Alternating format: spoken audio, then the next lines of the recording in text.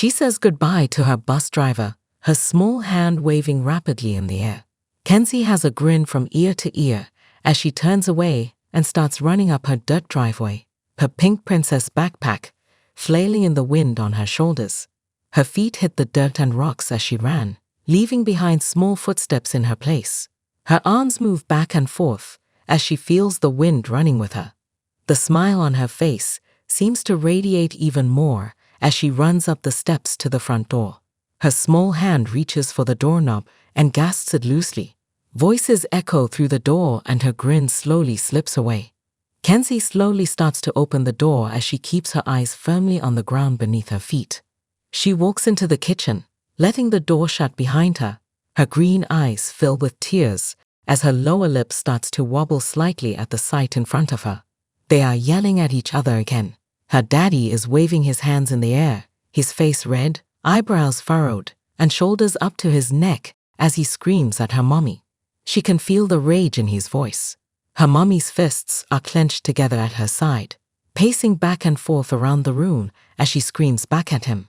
Kenzie finds herself dropping her pink princess backpack to the floor as she falls on her knees, and her hands cover her ears as her fingertips dig into her head. Her sobs go unnoticed over the noise around her. She hears footsteps running down the stairs near them. Looking up, her eyes connect with her older brother, Nate. He just started high school the same day she started first grade. Nate walks over to his sister and crouches down next to her. "Come on, let's go to my room," he says, standing back up.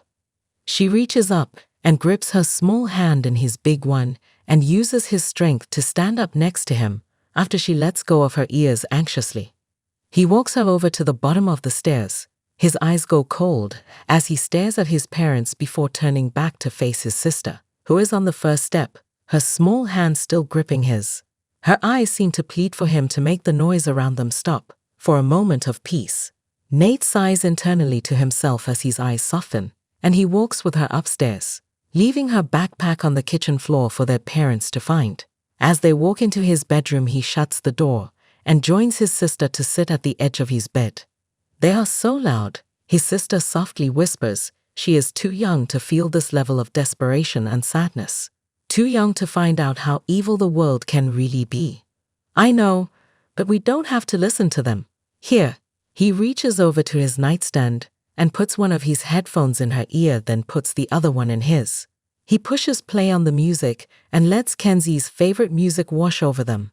Their shoulders relax down. Soft smiles etch on both faces as they lay down on the bed staring at each other, their hands held loosely between them. They lay there for what felt like days, but was only really an hour or two. When the yelling increased from downstairs, they slipped off the headphones, placing them back on the nightstand. "Nate?"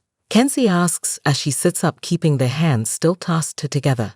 He sits up and looks into her watery green eyes that almost scream innocent. His own eyes lost that look a long time ago. "Yeah, Kenzie? Why? Why what? Why are mommy and daddy fighting?"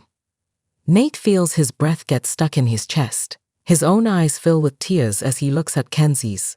"I don't know why. Sometimes grown-ups just fight." He wished he had a real answer to give her. They hear the screams again from downstairs. "When will they stop?" she whispers, so quietly he almost misses it. "I don't know, but I am right here until they do. Will you stay with me after 2? She looks down at her lap. He gently takes his other hand, not holding hers, and tilts her chin to look at him. "I will stay with you for as long as you need me to." His hand lets go of her chin. Her body leans into his side. "I wish we could stay here forever." "Me too," he whispers.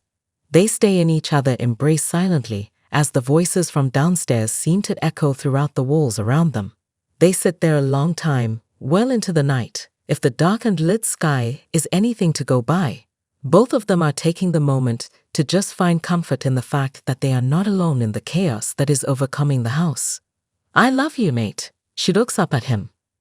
Looking down, he leans down, kisses her head lightly, looks into her green eyes, and says, "I love you too, Kenzie."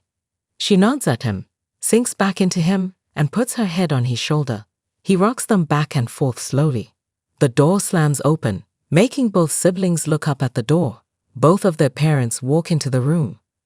Dad walks over to the bed, pulls Nate away from Kenzie, and says, "We are leaving this place."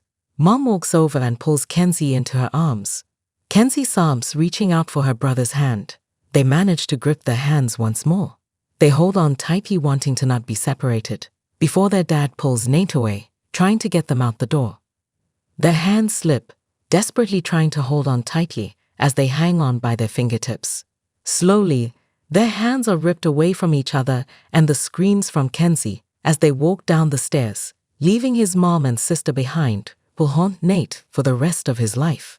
The front door slams shut behind them, and Nate feels his heart breaking at the idea of never stepping into this house again.